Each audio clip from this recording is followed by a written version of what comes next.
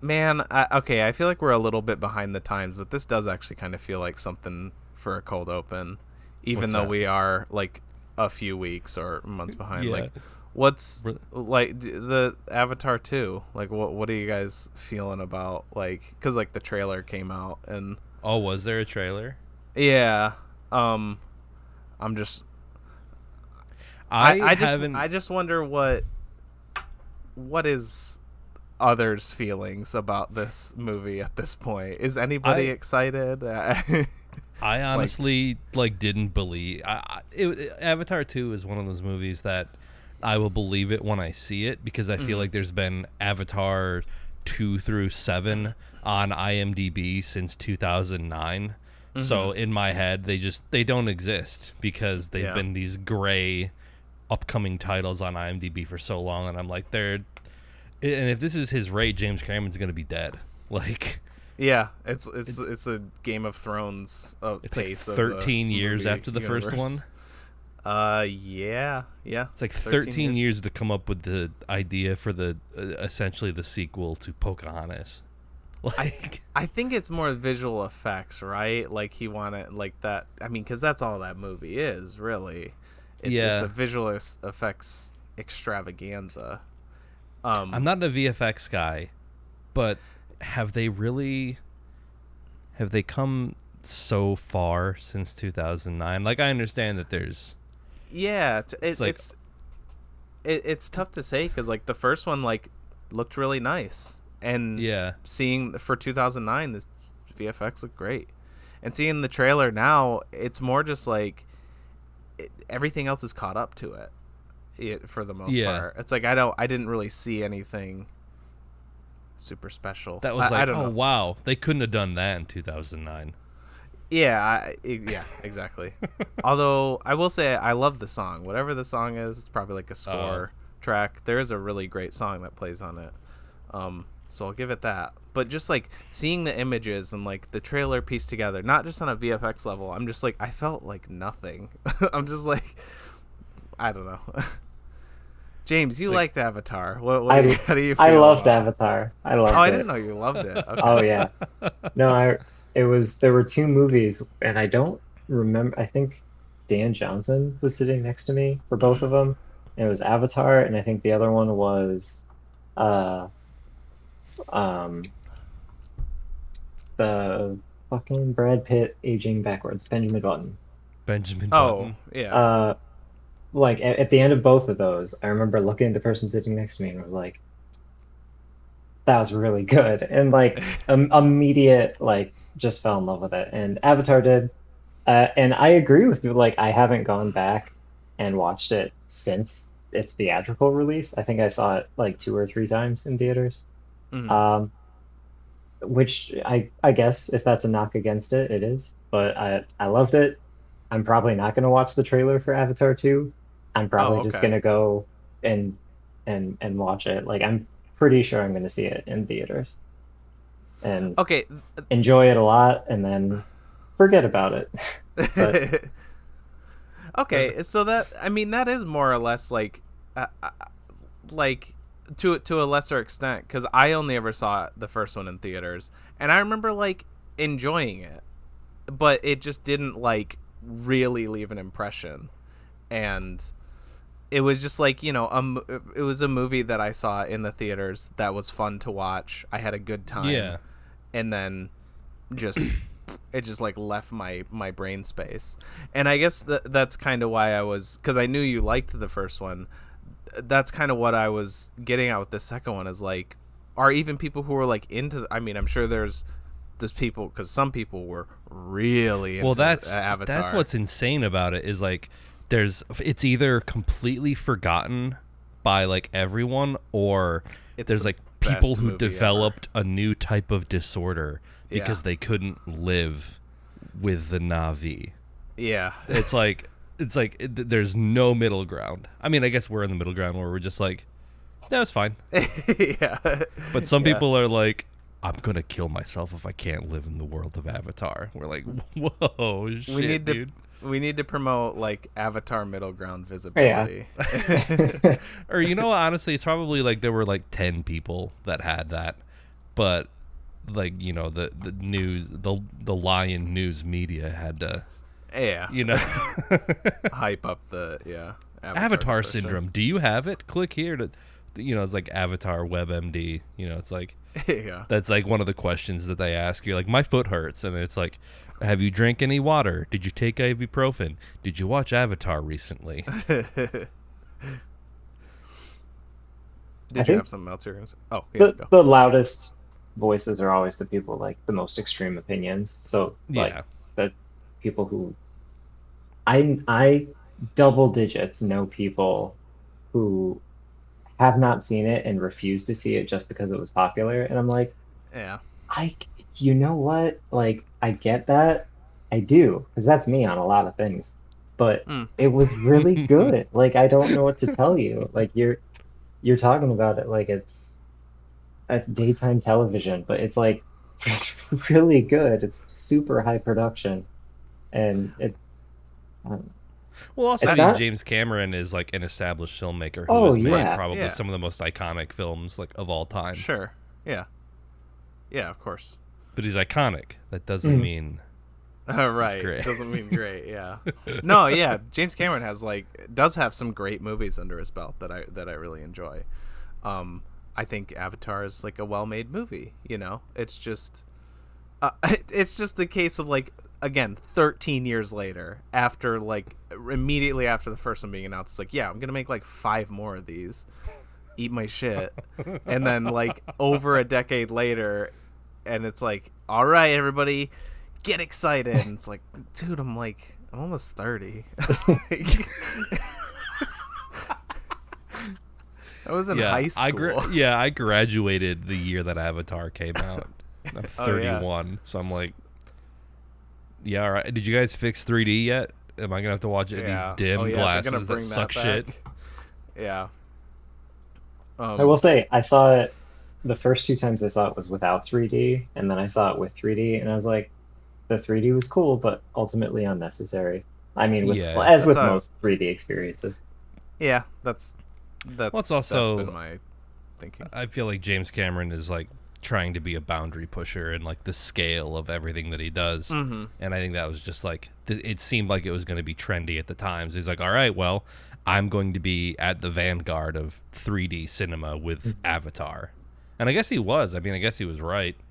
Because then I feel years, like, I think after Avatar came out, every other movie was also in 3D. Like, for no real good reason, honestly. I'm just trying to picture like all these other movies that are like, all right, well, I guess we got to do this in 3D. So it's like the assassination of Jesse James by the cowards like Robert Ford, and it's like in 3D. You just, or it's like, yeah, watching There Will Be Blood in D-Box, you know, shit like that. Which actually, some of the scenes in There Will Be Blood would kind of work in D-Box. I was just thinking, because we just did Memories of Murder. We were talking about that and High and Low and like the use of depth of space in those. And like, that would be kind of, like, the Akira Kurosawa movies in 3D, like D-Box. Yeah. We're taking blocking to a whole new level. Yeah. They got fixed perspective glasses that are like this long. Yeah. Seven Samurai, like the arrows are coming out of the screen. Oh yeah. Or that'd be Throne of Blood, like you actually get poked with all the arrows that are like going into Shiramifune and shit. Oh man. Speaking of coming at ya. Yeah. That's my 3D. It's episode 60 of There Will Be Duds. Oh my I checked God. this time. I'm here, co-host TJ, aka J Spot Jack Cheese, and I am still sick. And with me, as always, I am Nick, aka Dr. Funk on Twitch, and I'm no longer sick. I was sick for like a week and a half though, and it sucked ass. And with me, as always, James. it should be James this time. Oh, oh yeah, I was trying to go for continuity. you're a little more pensive this time. I guess I'm the soon-to-be sick, which is unfortunate. Shit. I'm going to got Gen me Con. I'm definitely probably gonna catch one. Oh Yeah. yeah. From either me Yeah. or Isaiah, we'll see. Mm-hmm. That'll do it. And as always, this week, we watched a movie. That movie being The Emperor's Naked Army Marches On, or Yuki Yukite Shingun, directed by Kazuo Hara, from 1987. It follows World War II veteran Kenzo Okuzaki as he decides in his 60s to campaign, to go out on a campaign to answer a few questions about what happened to some of the members of his regiment. A very outspoken anti-monarchist, everything dude who uses mostly violence to get what he wants. And yeah, it's the movie. You could mostly say it's like a series of interviews that he conducts with people who are in his unit or kind of, tangentially related to that. And yeah, what we think? I will fully admit that when you drew this from the cup, I was like, oh, it's another one of TJ's. It's another close up. It's another like foreign film documentary. I can't look at my phone while I watch this. I gotta pay attention to it.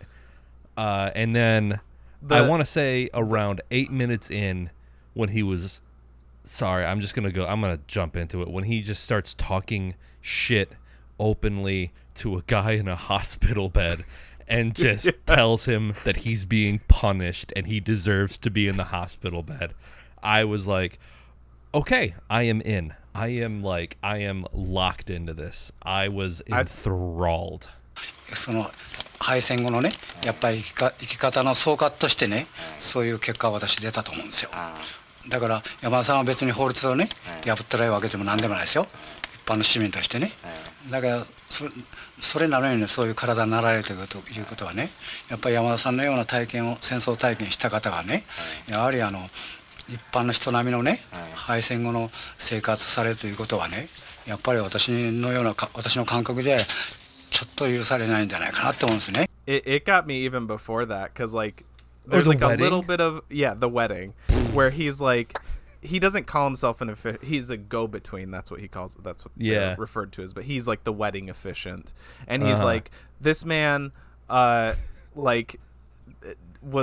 did something against the establishment. I killed a broker and shot a sling at the emperor and threw around pornographic images of him, and I am the wedding officiant.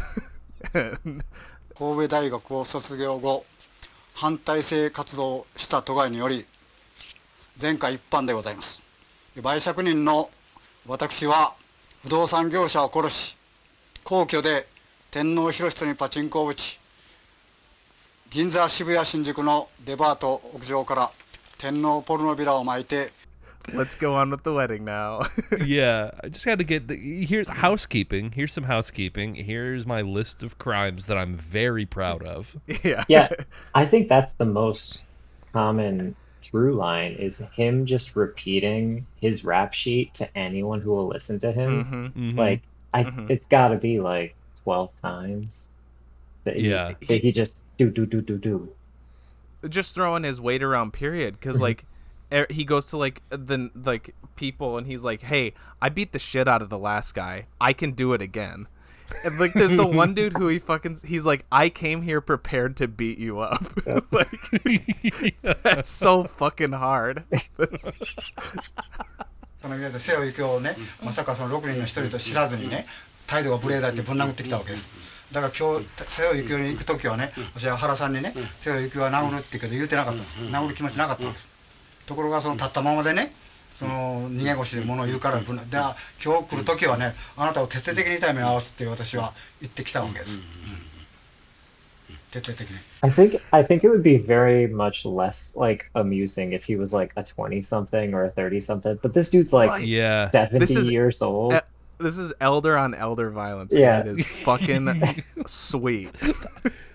The best kind. Well, I get I'm channeling my inner Mike Stoklasa from Red Letter Media every time there's like a best of the worst that involves like misfortune happening to old people, and he just loses his shit every single time, like laughing his ass off every time. I mean, the first time that he attacked somebody, like my jaw was like just wide open. I was like, he's actually doing this shit, and he's. I mean, he's like, he's very tall and slender, and I'm like, God damn, he is very physically fit, doing like tussling on the ground with some of these guys. Doesn't crazy. he kind of like wrap that guy in his he's got kind of like a leg lock and shit like that, and the dude's like, kids have to come in and pull him off and stuff. He is so hard that like he just shows up at these people's houses with their children present, and he's just like, hey, let's talk about your war crime. Yeah, like let's just do that right now. And it's interesting, just kind of observing like Japanese cultural norms like this, in a much different sense. It reminded me of the show Terrace House that I like adore. Yeah. Because it's both of them are just people talking for the most part, and it's just interesting seeing how differently people are with like.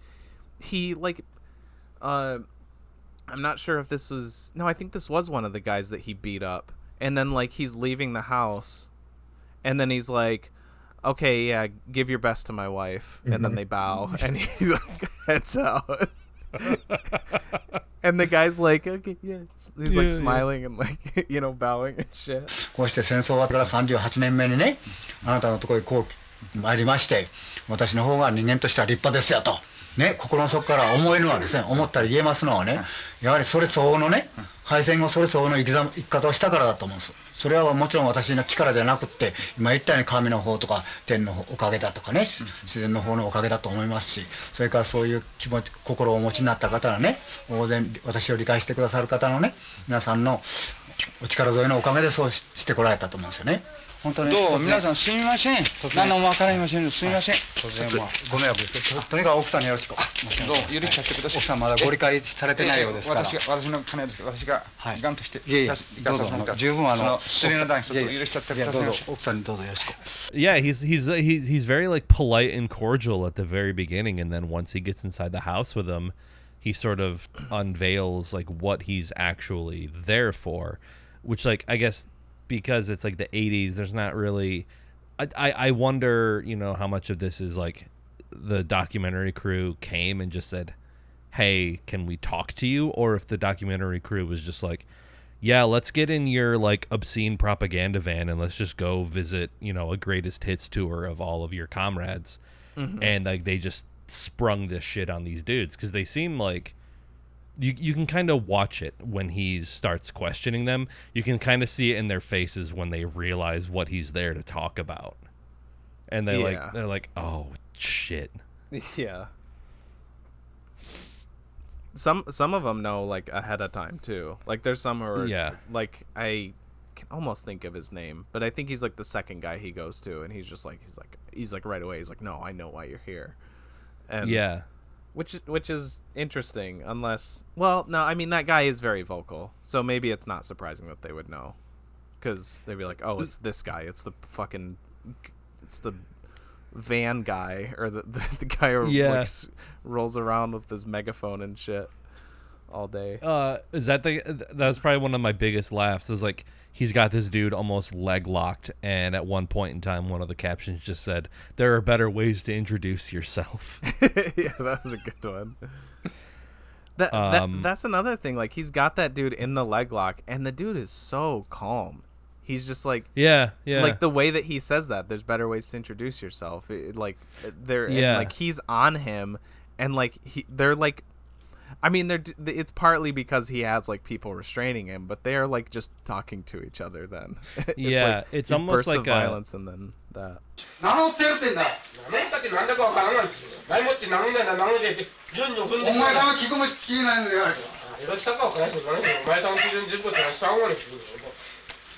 Yeah, it's almost like a gazelle caught by like an alligator, and like they're just kind of stuck for a second, and the gazelle is just sitting there, and there's kind of like this like mutual thing, and then he tries to wriggle away, and then eventually kills it. But it's like that sort of like locked stalemate temporarily. I feel like we should explain a little bit why he's doing this. Sure. Just for the audience. I'm assuming you've watched it. It's on YouTube, and pretty much nothing else unless you buy this movie. I think it's on like Criterion Channel. Oh, is it? I'm honestly surprised it's not released. I feel like almost all the documentaries we've watched have been released on Criterion. Like Close Up is. Great. That's the only one for I can. Sure. Yeah. So basically, he's like trying to get these guys to admit to war crimes that have happened to various like members of so one of them was part of the squad that he was in, and then the other ones, the two guys. So it's kind of split up. So like the first part is mostly about these two guys that were executed 3 days after World War II ended, but it's like under dubious claims. It's either they were deserters, but they were also cannibals who were eating indigenous people in Guinea, and they were killed because they were cannibals, or they were killed because they didn't want to eat people and they were trying to silence them because other people were eating. There's like multiple different narratives, and he brings along the siblings of the two guys that were executed to like basically bring them to these people's houses and forcing them to like relay what they know and their experience, during these executions to varying results, I would say. Until they leave, and he hatches like a Jimmy McGill-esque scheme and hires actors to portray the siblings, or Nathan Fielder. That was also like a very Nathan Fielder type thing. Yeah. Well, at first he hires actors, right? I feel like he ran out of money because then he switches again, and instead of having the actors do it, he has his anarchist friend, who also got locked up for demonstrating, like come in and play the brother, like right through the end. So it's like he's just going with it. He's like, I need people here to draw emotions. Yeah. So come along, we'll fool them all. Yeah, exactly. I think that's it. Or he like understands that he like how he comes off. So he's like, okay, I need other people here that maybe they can like that are like a bit more grounded than me. Yeah. So they can like not feel as attacked or whatever. Especially after the reaction he got from, I think it was the second person, it might have been the third person, not counting the hospital guy. But like, there's one person who almost tells them what happened, and I know the one you're talking about. He's talking directly to the brother and the sister of the two guys, and he's like, they did nothing wrong. You have to believe me. I can't say anything else. And then he keeps getting pressed on it. He's like, okay, we can go somewhere else and talk about this, and I'll tell you what happened, but only you two. And at that point, you're like, okay, so I'm pretty sure I can connect the dots from here. But like, you still need them to say it, and you just never get that closure. Yeah. And that's why like Okuzai is just so. I mean, it's not the only reason. He's definitely a very hot-headed person, anyways. But like, you get like that's why he's like just so pissed. He's just like, just fucking say it. Somebody just say it. Like, tell the truth, because this whole like. Whenever he sees the police, he like calls them robots, and like that's what he just hates any sort of like this adherence to authority, and like blind loyalty to the monarchy, and not that that's like exactly what they were doing, but like one of the excuses that one of the guys makes is that like he says, oh, they were deserters and that's why they were killed, and I didn't want to say that because that would bring shame to your family, and Kenzo Okuzai is just like, I don't give a shit. He's just like, just tell us the truth. Yeah, he doesn't need he's any not of the like one who's part of the family who would be shamed, but still. Yeah, he doesn't adhere to any of that sort of like I don't know if it's like honor or like that I feel like it's like an outdated sort of, you know, yeah, like This, you said, like, I don't want to bring traditional shame to Japanese your family or values. like, you know, dishonor them. And he's like, Yeah. it's the 80s. Like, I don't give a shit about that. These are war crimes. Yeah. I think that's his whole thing. Obviously, like, being in the war, it changed him. Yeah. Yes. The way he was just openly talking shit to those cops too. I think I just wrote huge balls in my notes. Like, Yeah. 人間の顔からそいつの頭の面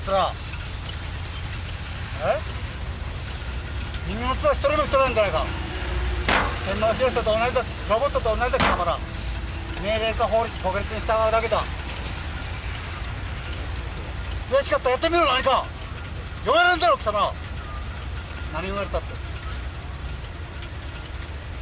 人間なら腹立ててみろ he's like driving around in his little van that has like, it's just covered in text about like what the emperor or like, it's everything that he does is like talking shit about the emperor or like authority. Like, he is one track mind. That is the thing that drives his entire being. Like, I think it was, you know, before it kind of hooked me, I didn't really understand what was going on, but apparently in the very beginning of the movie, he goes to the prison to measure one of the cells so he can build that exact size in his house.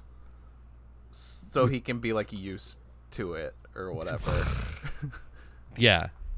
And I was doing a little bit of reading about this dude, and I think my reaction is to laugh. I don't think it's like necessarily like what he's doing is funny, but I think the situation around a lot of these things that he does are very funny to me. So like I think this is like the big stint that he did in jail, but so he shot pachinko balls at God, I forgot his name. Hirohito, which he did in a very calculated way because he knew that he would either miss, or if Hirohito got hit, it wouldn't be like a big deal or anything like critical. His whole point was to get arrested so he could like have a showdown with Hirohito in court. And I skimmed the Wikipedia article and found a couple choice bits, but it says it's like after he flung the 3 like pachinko balls, the policeman, despite Okuzaki's shout, was unable to identify the perpetrator in the crowd. Okuzaki then turned himself into one of the policemen. It is not known if Hirohito or his family were immediately aware of the attack. So he basically got away with it, and he's like, well, shit, I need to get arrested. So he turns himself in. And then the thing goes to trial, and Hirohito's like not involved whatsoever. And it just said, during the trial, Okuzaki argued that Article 1 of the Constitution of Japan concerning the emperor's role is unconstitutional. He also requested to cross-examine Hirohito, but was denied by the court. So he tried to like bring him into court just so he could like get it on some sort of public record of like these allegations and like, you know, accusations of war crimes. Like, he did something really petty just to try to get him into the courtroom so he could try and like accuse him of these things. It's ingenious. It's very smart. I think part of the like quote unquote comedy of it, or like the like laughter that it evokes, is it's like you're just flabbergasted. It's that like disbelief of his like just sheer conviction. Like, you've never seen, like, at least in like a movie or whatever, just like a person, a real life person, not a movie character, with just such conviction and will to, and that he does like what he says he's gonna do, down to like the very the like epilogue of the movie where he's like, okay, yeah, this dude is like responsible, this officer Shima, I forgot his name, but he's like, this guy's responsible, he needs to die, So then there's the epilogue where it's like, yeah, he tried like attempted murder on this guy because he's just like, he went to his house with a gun with the intent of murdering him, but he wasn't there, so he shot his son instead. It's like, and apparently he said he was gonna do it. So he asked the film crew if they wanted to come, and they were like, no, I don't think so. I don't think. Wow. Koshimizu is the name of the officer. By the way. Yeah. Who's actually one of the people he talks to. Yeah. Which one is that? Koshimizu. Because I can picture pretty much all the guys. He's the last guy he gets in a physical fight with, I think. Does he fight with him? I didn't think he fought with him. I thought that guy had a different name, but or maybe it's the guy before him. Okay, he had, like, the last guy he fights with is the one that was in the hospital, and I don't think that's Koshimizu. Yeah, this guy kind of had like a nicer house, because I think he was a little bit more wealthy post-war, because I think it shows his wife like delivering the letter that he wrote to him or something like that, and he kind of like drops it in the little mail slot. But yeah, I feel like that guy at least was closer to giving like actual honest truth about like what happened. I mean, he didn't really resist all that much, or he seemed more remorseful than some of the other guys who were just like, well, your opinion is different than mine, which I thought was the way that they all tried to deflect in that kind of way. Like, I remember things differently than you do. Like, oh, that's just your opinion. Mm-hmm. Are you talking about the guy who was in the hospital and then he talks to him again? Yeah, he said it, but I think the other guy that he confronted with the siblings, it looked like it was in like a smaller room. The guy that was like, I'll tell you two only. Oh, yeah. That guy also, he kind of said something similar where he was just like, oh, okay, well, we have a difference of opinion. Like, that's it. Or they would say like everyone was doing it at the time, especially regarding like the cannibalism stuff. Yeah. They were like, yeah, everyone was doing that. There was some very blasé admittals of cannibalism at the time, especially if it was of the the indigenous people, which they didn't call indigenous people. Yeah, they were just like, oh no, not white people though. Yeah, couldn't eat them, but the natives, that's fine. Yeah, fair game. And then one of the guys was like, one of the guys was like, oh yeah, no, we didn't eat them. They were too fast. We couldn't catch them. Yeah. Not like, no, of course we didn't eat them. That's barbaric. It's just like, yeah, we couldn't catch them. They're too fast. It's the same thing as like, no, we couldn't eat chickens, because they just outran us, I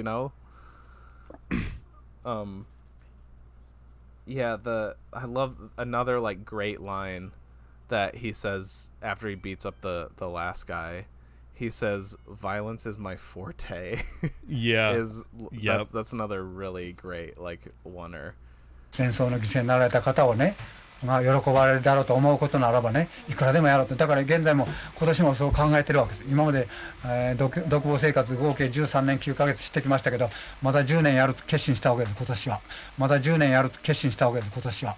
まあ私にとって暴力しかね、取り柄がありませんので、ね。自分が考えてることがまた全うできなくなっちゃう場合もあるから。I think it's like right after he beat up one of the guys.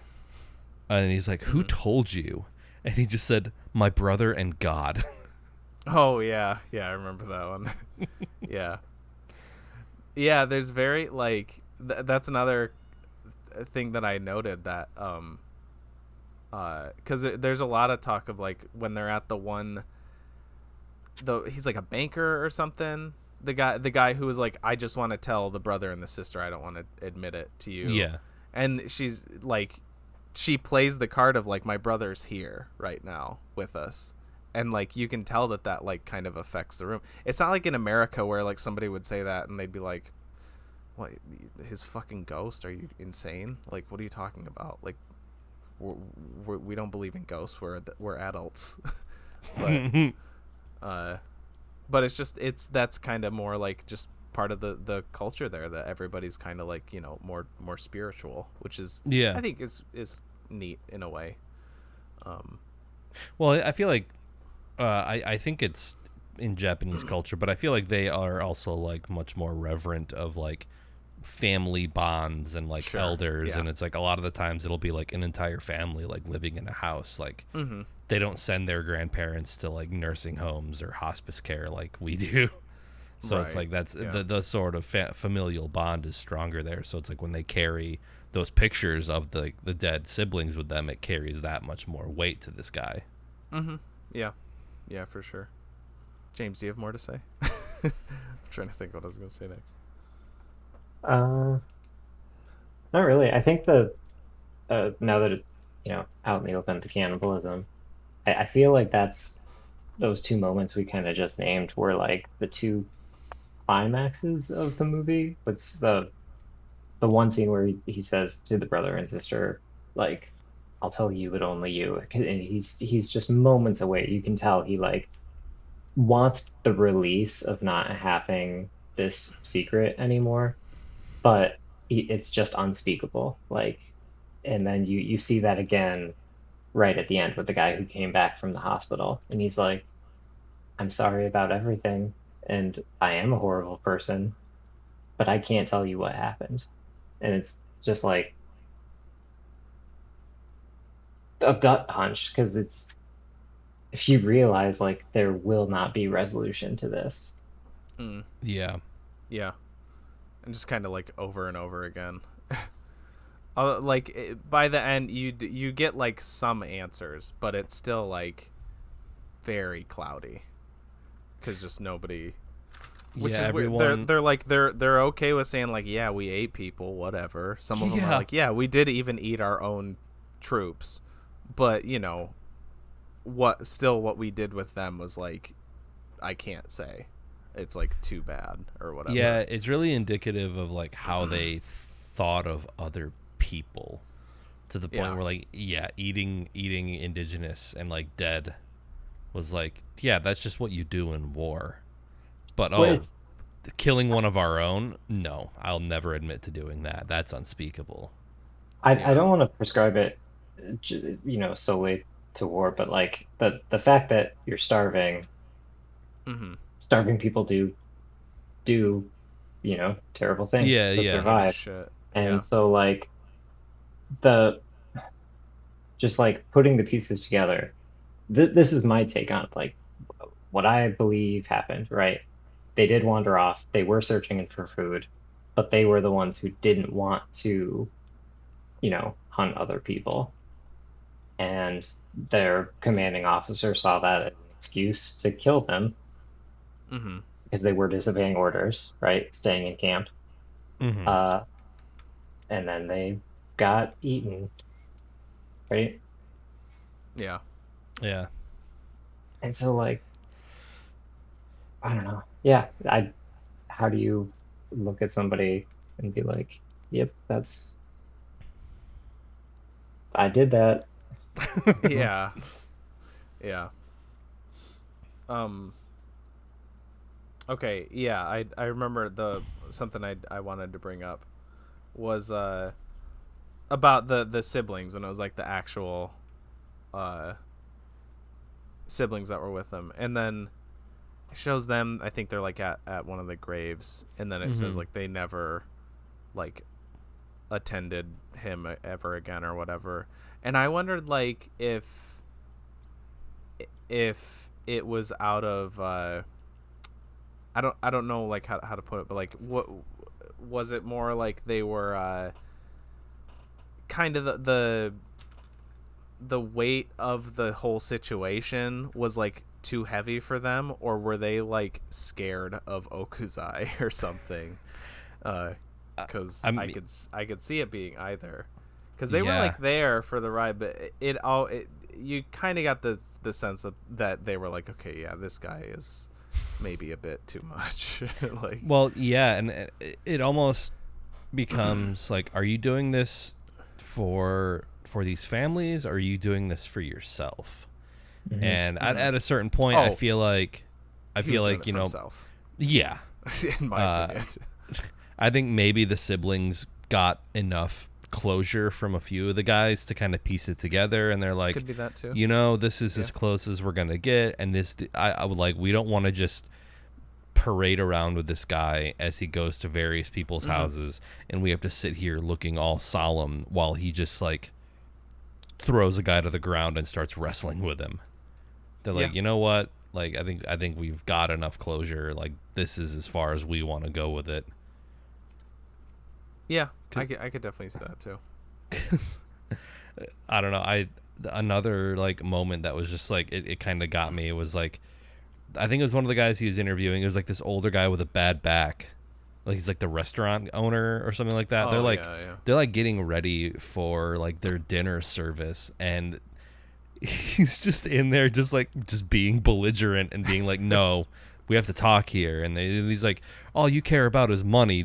Their brothers are dead. All you care about is money. Yeah. And then the guy's like, all right, let's just talk about this somewhere else. And he's like, all right, let's go. And then it cuts to them like walking in a crowded outdoor mall.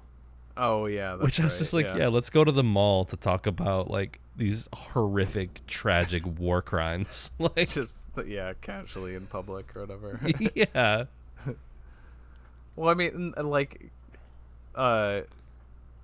that kind of makes you think of like a scene near the beginning where he's like in a restaurant, or it's like a convention hall or something like that. There's like he's standing in the middle of like all these people at tables, and again just like rifling off, like there's just I don't know exactly what it is. It's just like a food hall sort of thing. Yeah. There's like dozens of people around him just sit like They look so uncomfortable. They're like, I wonder what the like context of that scene was, because he's just here at this place, and he's just like, yep, I killed this guy, I like pissed and spat at the emperor, and I shot some slings at him, and nobody disseminated pornographic images of the emperor.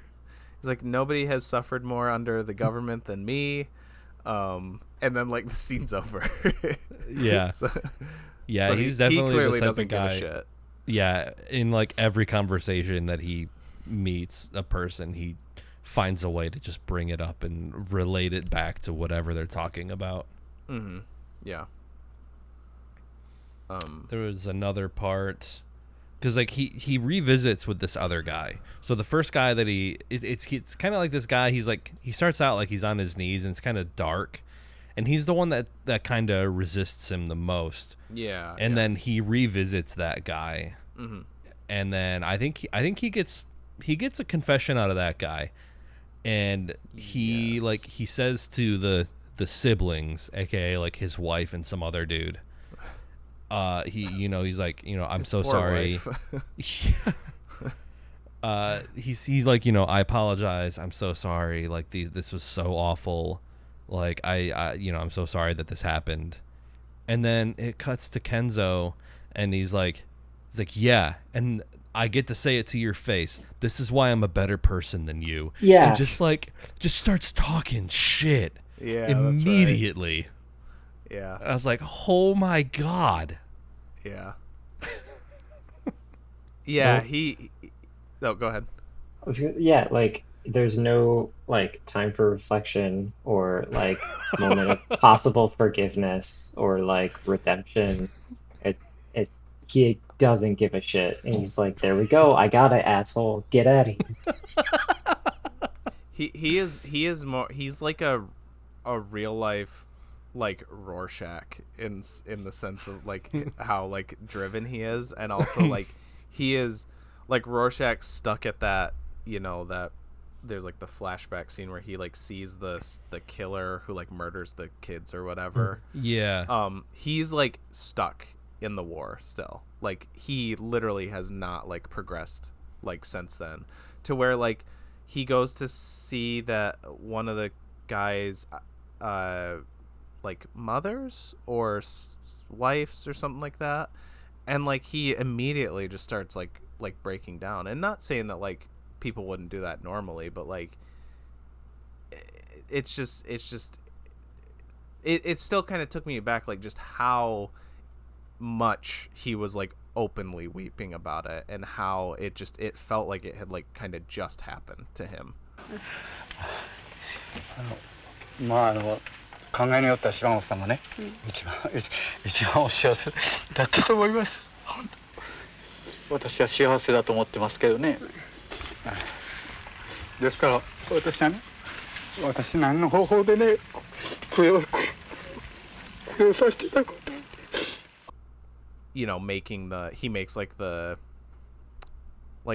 pillars, like the gravestone marker thingies for him and stuff, and still, and you know, that could just also be another thing with the Japanese culture and just reverence of the dead and all that and stuff too. But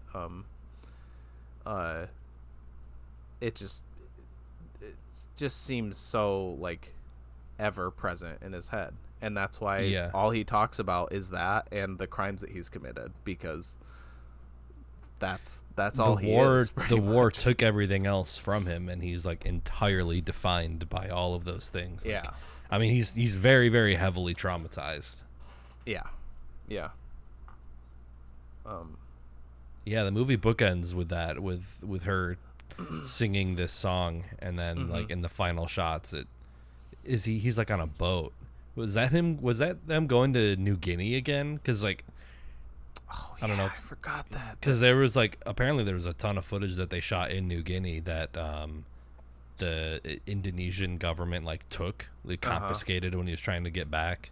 Yeah. And then I feel like he wrote like a letter to the Indonesian like president or whoever like the official was. I think he just wrote a letter. He's like, I'm gonna kill you if you don't give me back my footage. Like, just everybody, no matter what, he's just like, oh yeah, I'll kick your ass. That's like his go-to. Yeah. So it was an internet comment, so I don't know how reliable it is, but someone said that like they had the footage and they were like ready to go, and on their way out from the location, Kenzo just went over to the police and just said a bunch of snide comments to them about them being like robots and stuff like that. And that's when they took the footage. Like they weren't he going couldn't to. help himself. Yeah. Oh my god. It's like the bow that was gonna like wrap this together. Just he pissed off some police officers, so they took it all. So instead, the bow is him attempting murder on this dude's son, which for all of like the complaining that he does of the Japanese legal system, he got 10 years for murder. Yeah. He got like 10 years for attempted murder for this guy, like with his rap sheet. So it's like, I don't know, man. You do that shit in the United States, and it's like that's a life sentence, or like 25, 30 plus years. He got compared. I mean, I guess he also got like a year and a half for slinging like slingshots. So it's like, but like 10 years for murder, and like you just get to get out and continue on your rampage. Yeah. I don't know, man. Attempted murder after being convicted of murder. Yeah. Right? Like you are a convicted murderer. You're released from prison. Then you go back to prison for trying to assault the emperor of the country. Mm-hmm. And then you get released again, and you spread pornographic imagery of him. And then serve more time. And then it's assisted murder, or not assisted, but like attempted murder again. Like 12 years. Yeah. Just a couple more this time. I think he said too that the one for the murder was it was like solitary confinement too. Yeah. Which like if that's like American solitary confinement for 10 years, like that would also like that's bad. Just make you even more like crazy. Like, that's what I was thinking. Like that's got to be one of the reasons. Like yes, PTSD from the war and the trauma and all that. Mm-hmm. But yeah, just being alone for, was it the whole sentence or was it like 9 of the years that he had? I feel like he said for 10 years. 10 years solitary. But also, I don't know, he could be how trustworthy is for his, clout. Yeah. This That's clout out- shit that's- got me acting up. Right up his alley. Yeah. Yeah. It started off as like 2 months solitary, and then every time he tells the story, it gets a little bit longer. Yeah. Yeah. And then he's like, when you see that heat coming around the corner. Yeah. Yeah, he's I mean, it's much like I said with like Grey Gardens. It's just one of those where the filmmakers just struck fucking gold with their subject matter. It's just like picking just such a interesting person, such a very like unique. You could there's probably not that many people in Japan like Kenzo Okuzaki. I'll say that. Yeah. And it's also cool, like especially in these days, to see someone so like anti-monarchist and stuff like that, and like I don't know, I like the ways that he was like calling out the emperor, and you're like yeah. Like, he's like, the emperor is like the most cowardly man in Japan, and blah blah blah, and then it's like, but then like his methods are like, it's like maybe I'll distance myself a little bit. Yeah. Well, but at least with the emperor just like shooting the getting attention, like at least he didn't try to kill him, even though like he hates him the most, but obviously that wasn't his goal. Yeah, I feel like I read somewhere that his intention wasn't to kill the emperor, because that wouldn't be as effective as getting him to admit to these problems and these crimes that happened. Yeah. So I mean, he was much more, I guess, thorough in that regard. But yeah, I mean, the whole time I was thinking like, man, it made me question my own like political convictions. It's like, maybe there should be people going around with documentary crews like harassing old like CIA and like FBI people that like in the US overthrew like overthrew all these governments in like South America and just like took part in all this shady shit. It's like, we need more Kenzos going around and like like but also, I mean, we're so gun strapped here that he would step foot on the property and they would just get like obliterated. Yeah, that's true. Yeah, but it's like a million people did it. In Minecraft. that does paint it in a better light of like, maybe if these dudes who he was like putting in leg locks were like Donald Rumsfeld and shit, that'd be pretty tight. I want to see someone give Dick Cheney like a purple nurple and just like pull him out. Just like walk. Tell up your to wife him, the tea was lovely, and he's walk up to him and be like, you guys did 9/11, right? And then like Dick Cheney, like for a second, is like, hold on. He's like, I will beat the shit out of you, because like that's how like any sort I came of resistance. here prepared to beat you up. Yeah. That's what I want to say. Like that's got to be my new prepared statement anytime I meet like a politician in the U.S. now. It's just like, don't care the context. I'm just gonna be like, I came here prepared to beat you up. and I just love how quickly that switches with him. There is like the least amount of resistance to answering his questions, and he's like, hey, I'll fucking throw down right now, dude. He's like, I'm not dead yet. I will put you on the fucking floor. He's got nothing. He's like, I've been to prison for like a total of like 15 years of my life. I have nothing to lose. He's like, my bedroom at home is modeled after a prison cell. Yeah. So like he clearly. What are you gonna do? Like, also, like by the end of the movie, because he's gotten the police called on him like every time he talks to one of these guys. The last dude that he beats up, it like goes to the guy on the ground or whatever, and then goes back to him, and he's at the phone already, and he's like, do you want me to call the police? I'll call the police. Do you want me to call them? I'll call them.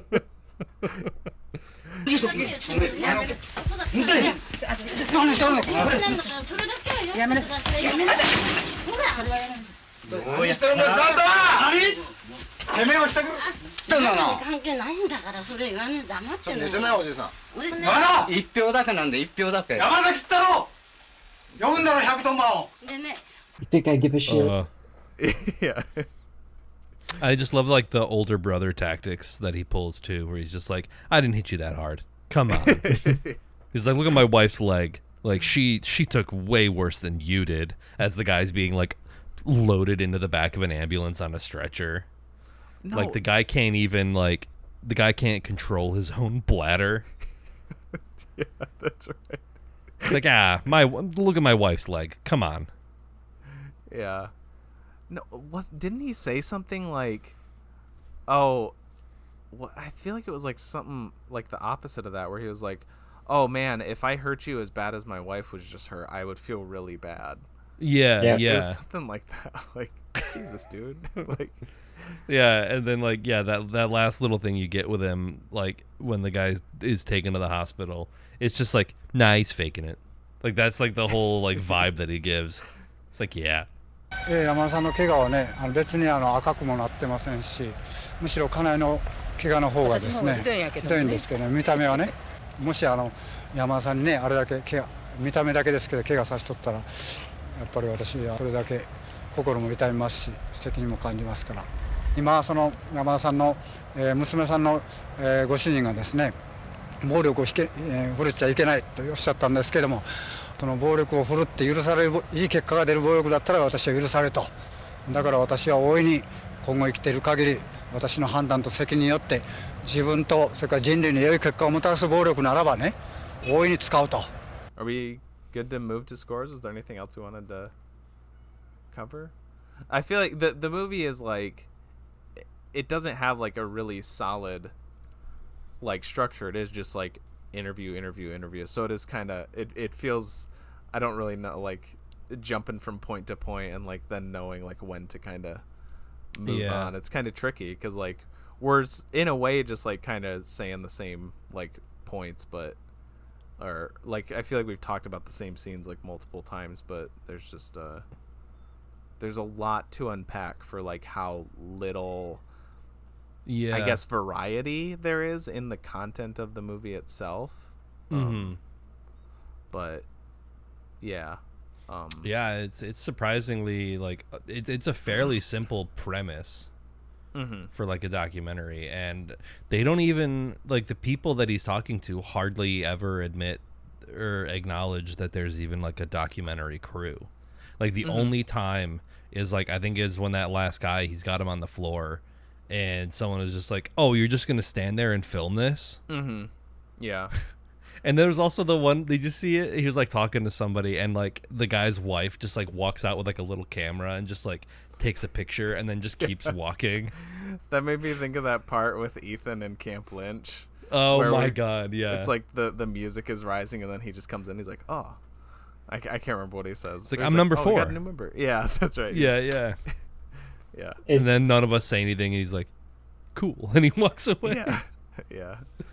It's always interesting watching Japanese people like cover their faces when people are filming in public, because you see it with most of the police officers in the movie, especially in the last fight. Like they come in and he holds his clipboard in front of his face and then he pretends like he's fanning himself, but really he just doesn't want to be on camera. Yeah. And then like one of the women earlier in the movie, whenever she speaks, she covers like half of her face so she can't be seen. It's just like people in the background. And I only know this because I watched street footage of like Tokyo. People take cameras down like busy streets. That people will like immediately, as soon as they see a camera, just like nope, and like hide from it. So it's weird being reminded of that at various points, and it's especially weird that all of the people being interviewed are less actually visibly like kind of disrupted by the cameras and just more upset by the line of questioning. Yeah. Because I feel like, like you said, if someone with like an entire crew shows up, like out of nowhere, and I was like, hey, I haven't seen you in 40 years. Oh, what happened 40 years ago? Well, let me tell you. Let's talk about it. I feel like a lot of the times people just be like, no, get off my property, like go away. But I think, I don't know if it's like that culture of just like not offending anybody, not in like a political correctness way, but just like a like you bow and I bow, and like there's this sort of mutual respect. They actually adhere to that, and so they feel compelled to like, okay, well, I have to invite you into my home, and we have to like have tea, we have to do all these formalities because that's the culture that we live in. Yeah. That's something I wanted to point out earlier is I think he got away with a lot more than I think he would have ever possibly been able to if it wasn't in that type of society, right?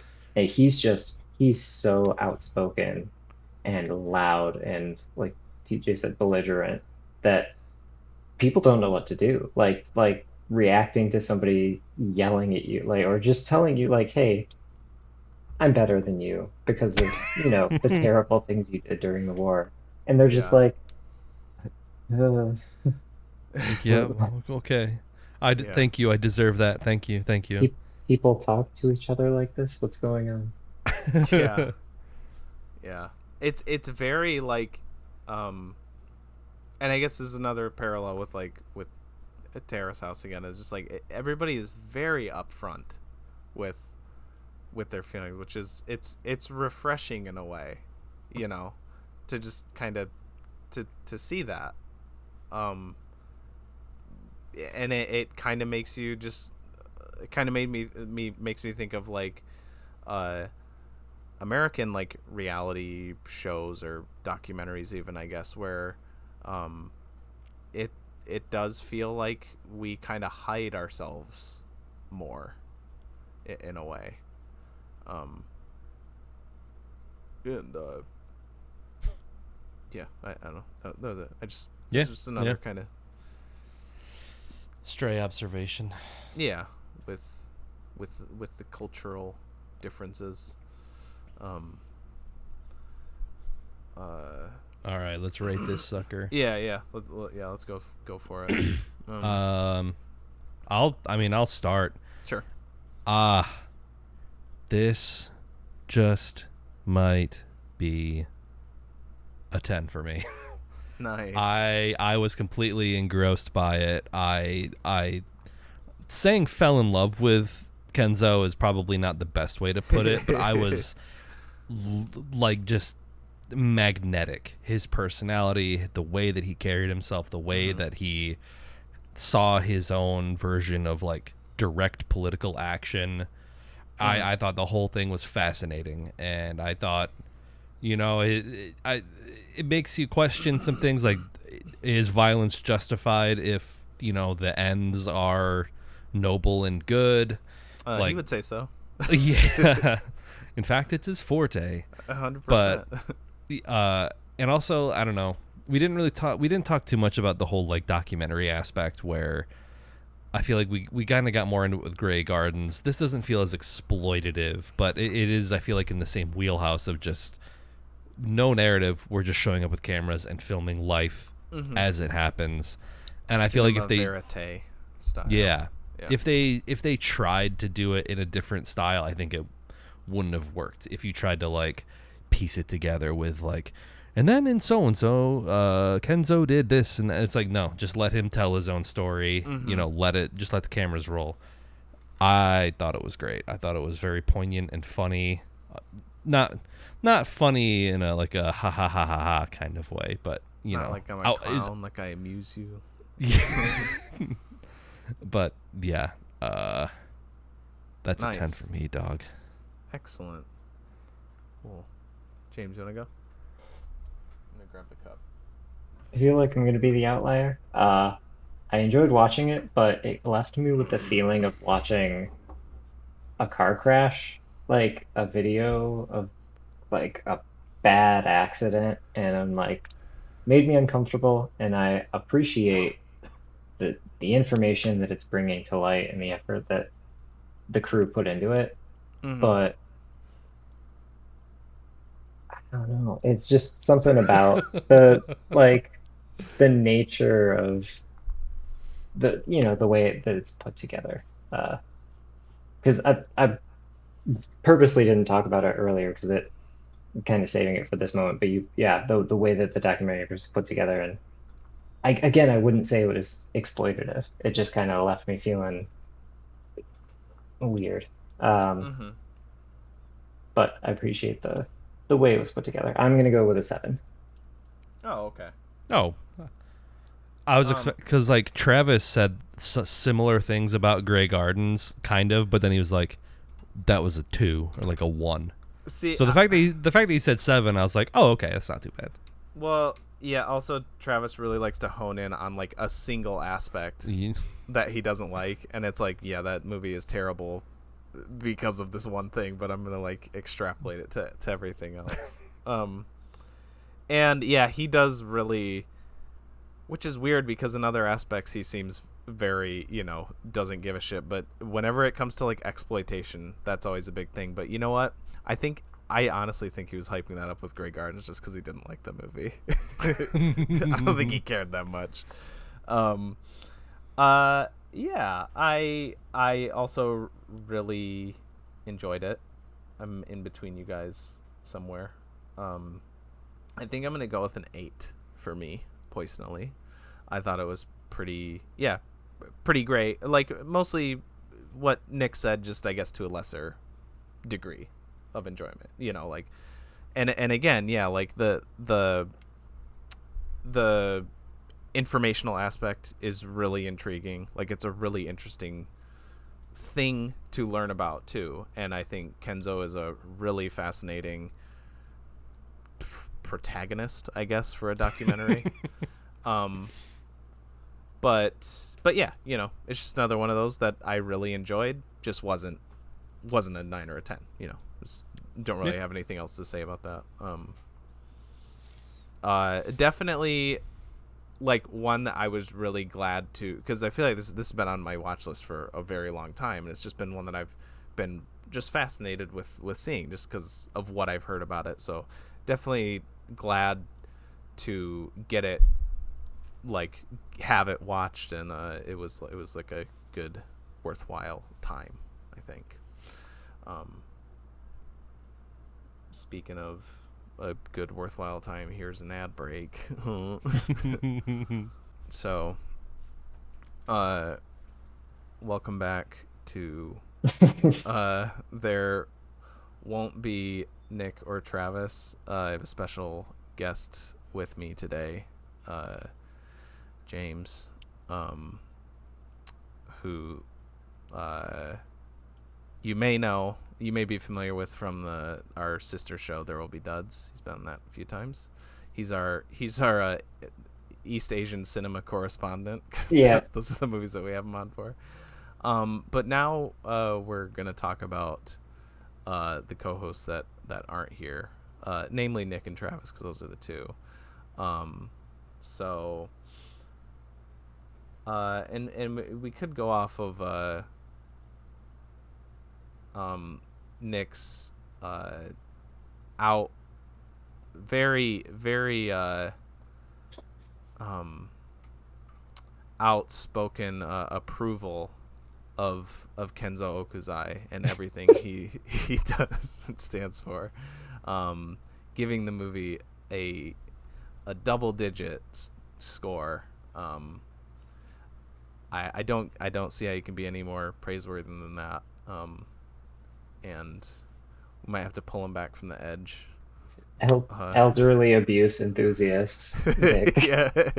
yeah, that's it. And yeah. Oh, this is gonna be hard. Oh no, I don't know if I can do it. No. Oh no. Okay, I got it. So, are we back? Yeah, I'm thinking we're back.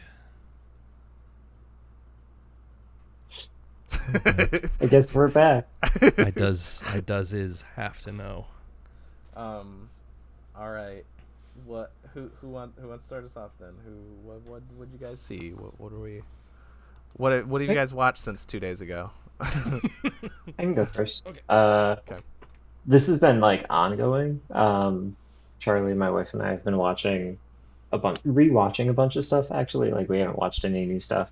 We rewatched Spring Awakening, Those You've Known, which is a little documentary short about the reunion performance of Spring Awakening, which is a Oh, fantastic musical. okay. Um, I thought it was an anime from the title. I've yeah, that heard kind of of sounds. Spring Awakening.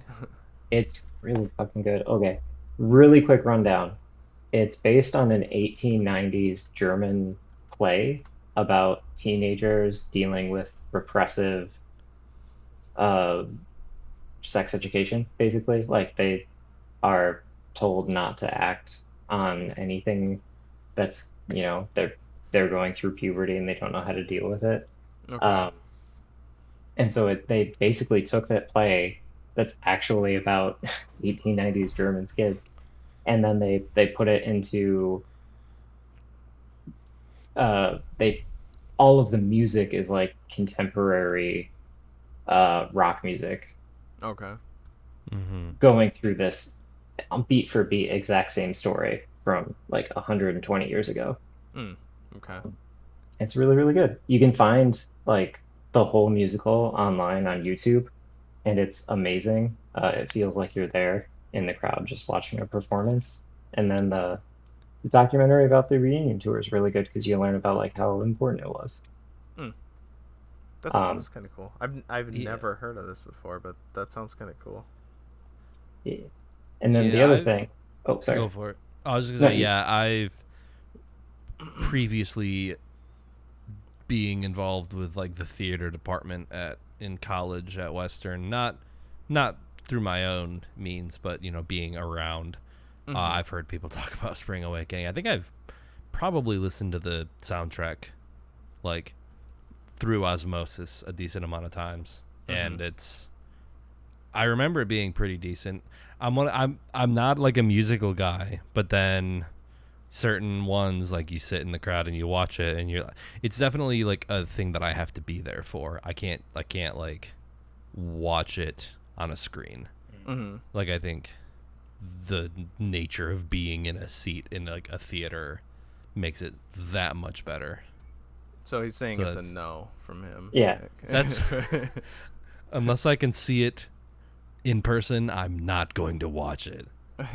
Nah, I don't know. it's it's a weird one to try to watch in person just because of the age of the characters. They are usually portrayed by very young adults, like 18, 19, 20-year olds. Uh-huh. Mm-hmm.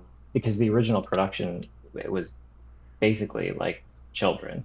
Like the oldest Mhm. cast member that played one of the kids was like 23, I think. Mm. Um, Interesting. and it was John Gallagher Jr., who's in the newsroom. Hmm. Oh, Um, okay. he won a Tony for that performance. Oh, But I didn't know he even did yeah, it's musicals. wild. Like I watched, Charlie showed me it the first time, and I was like, oh, it's that guy. I love him. Mm-hmm.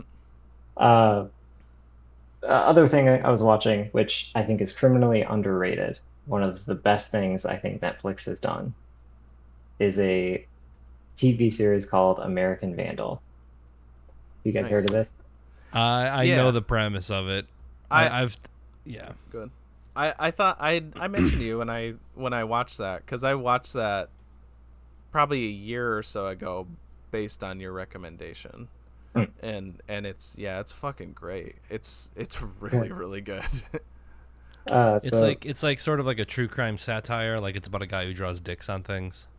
yeah, The first season, yeah. Yeah. Okay, okay. so it's a parody of to Making a what make murderer. making a murderer, Yeah.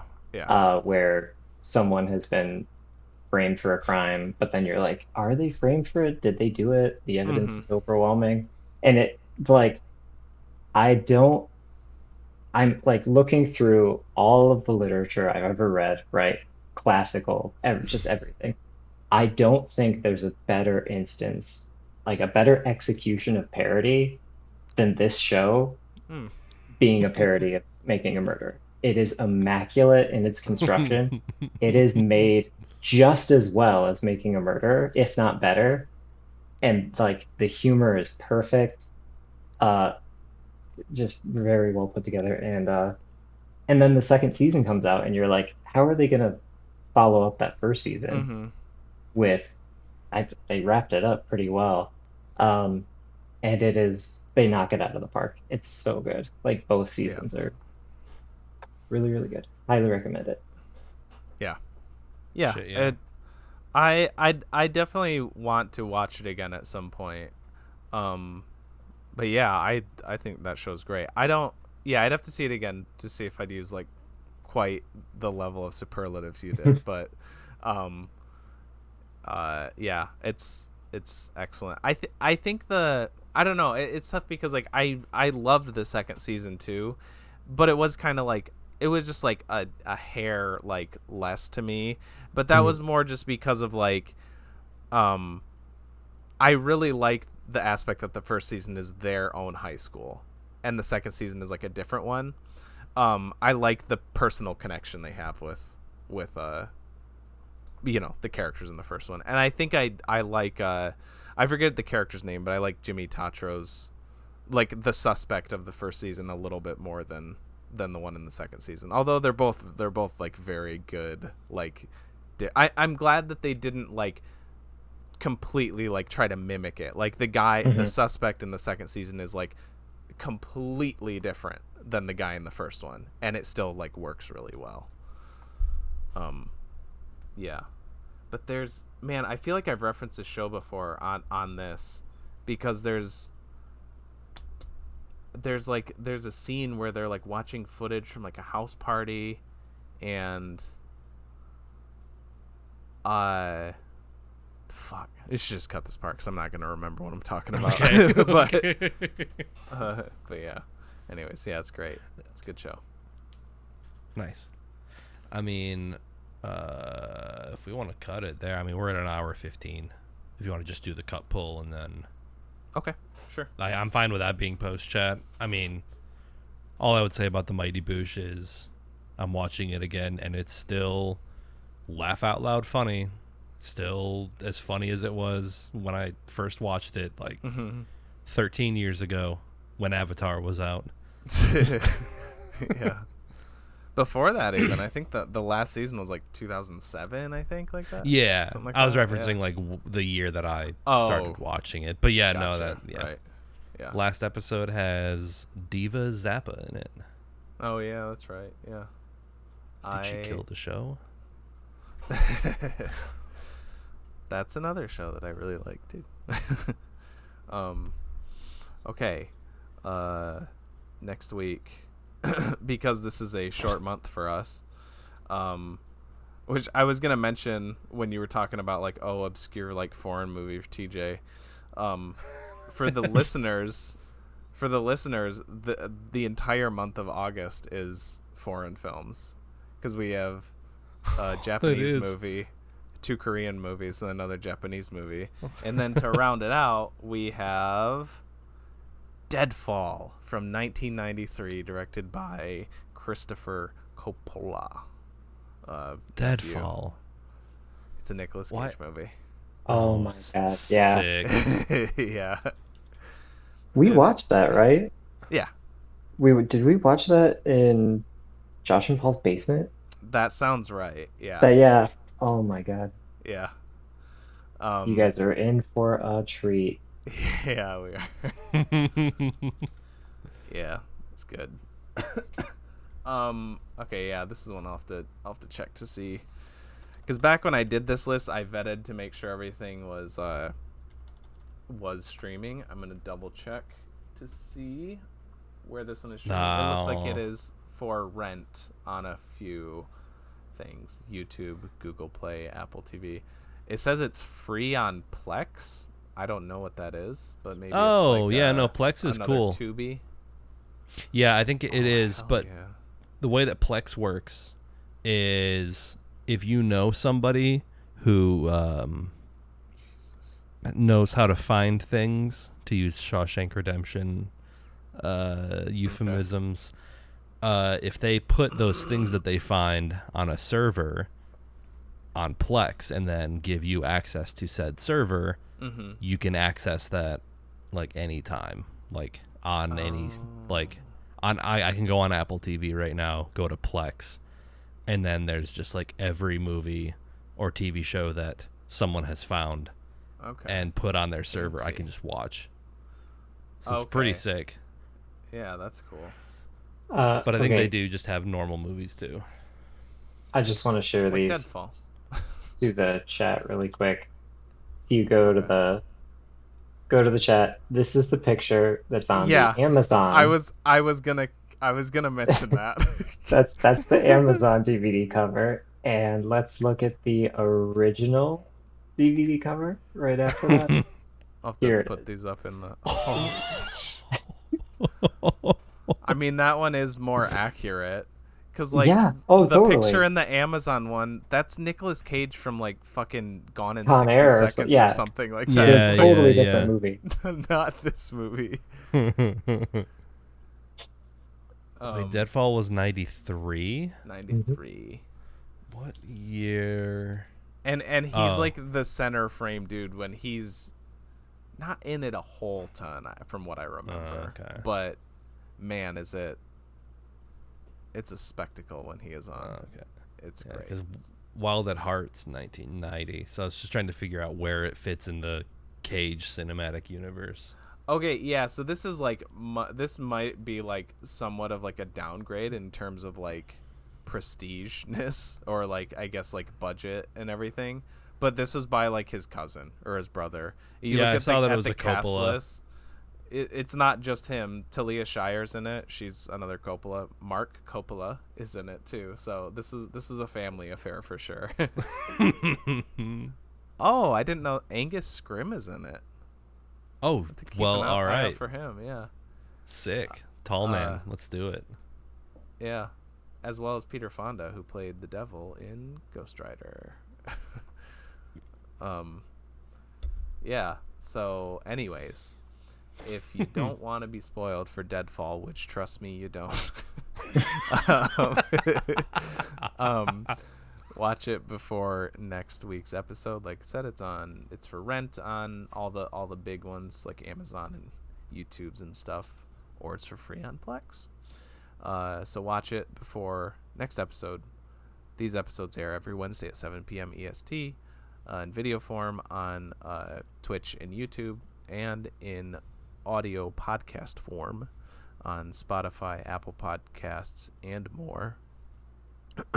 We also have socials on Facebook, Twitter, Instagram, TikTok. I think that's it.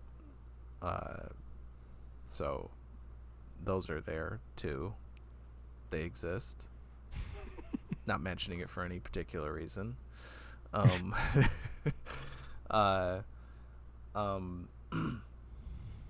And with all that said, oh shit, I am fully prepared to beat you up. And I'm TJ, aka J Spot Jack Cheese, and with me as always, now that you have admitted that, I can look to your face and tell you that I'm better than you. I'm Nick, aka Dr. Funk on Twitch, and with me as always, I'm the reason why no one's going to talk about recent events in 40 years, and I'm James. So. Ooh, okay. All right. Bye. Bye, FBI. Nice. I'm also cool.